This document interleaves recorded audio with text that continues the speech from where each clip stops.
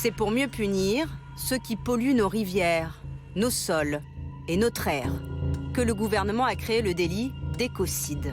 C'est le glaive de la justice qui va s'abattre enfin sur tous les bandits de l'environnement.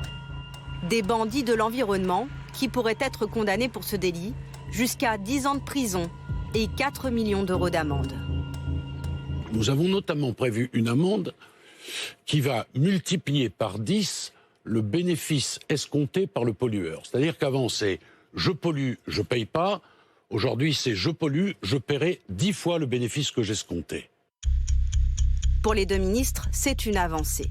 Cela l'est nettement moins pour les membres de la Convention citoyenne, pourtant à l'origine de la demande. Ils voulaient la création d'un crime d'écocide et non d'un délit.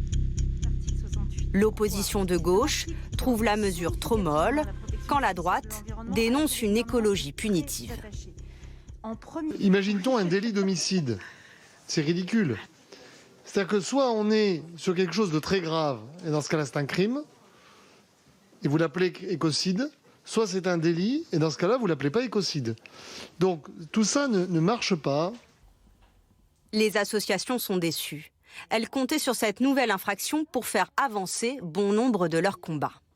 Il s'agit plutôt d'une manœuvre de communication pour utiliser le terme d'écocide et donc donner l'impression qu'on satisfait les propositions portées par la Convention citoyenne pour le climat. Mais en vérité, on a un texte qui est en soi quasi inapplicable ou en tout cas dans une mesure extrêmement restreinte. Et donc, évidemment, ça ne mettra pas en danger les personnes qui aujourd'hui portent atteinte à l'environnement et qui, en toute impunité, continuent de détruire la nature.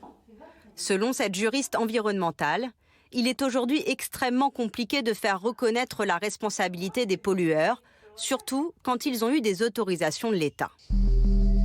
Beaucoup de dossiers emblématiques sont bloqués depuis des années, comme celui des Boues Rouges à Marseille, où une entreprise a déversé une partie de ses déchets toxiques dans les calanques.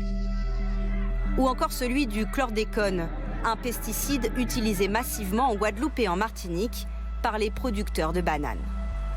Si nous avions ce crime d'écocide, justement, nous pourrions agir dans le dossier des Boues Rouges, mais aussi dans le dossier des algues vertes, de Montagne d'Or et ces autres dossiers qui aujourd'hui restent impunis et pourtant qui sont des dommages graves, étendus et durables à l'environnement. La première fois que le terme d'écocide a été employé, c'était pendant la guerre du Vietnam, pour qualifier les dégâts causés par l'agent orange, un herbicide ultra puissant déversé par l'armée américaine sur les forêts vietnamiennes afin d'empêcher leurs ennemis de se cacher. Le Vietnam est devenu ainsi le premier pays à reconnaître le crime d'écocide. Seule une dizaine d'autres pays dans le monde l'ont fait depuis.